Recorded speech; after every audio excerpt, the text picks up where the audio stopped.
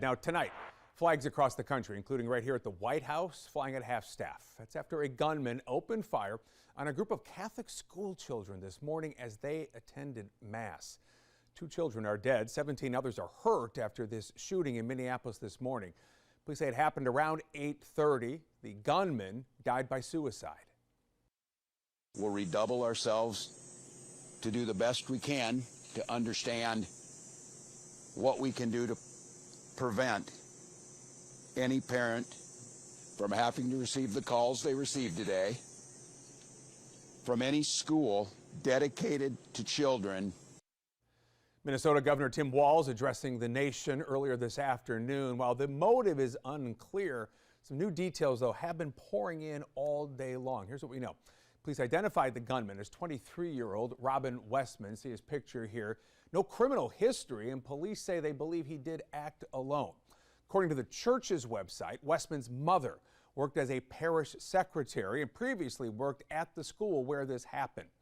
Westman reportedly attended the school when he was younger, and today police say he targeted that school. During the Mass, a gunman approached on the outside on the side of the building and began firing a rifle through the church windows towards the children sitting in the pews at the Mass. Shooting through the windows, he struck children and worshipers that were inside the building. The shooter was armed with a rifle, a shotgun, and a pistol. So much sadness in the community tonight. The FBI says agents are investigating whether this was an act of terrorism, was it an act of hate crime. Police have not identified the 2 children killed in the shooting, but they do tell us they were only 8 and 10 years old.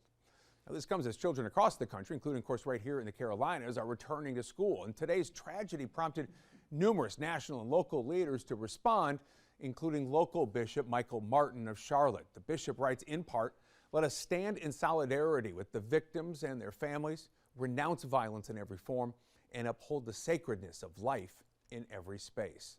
Students with Charlotte Mecklenburg schools also returned to the classroom just days ago.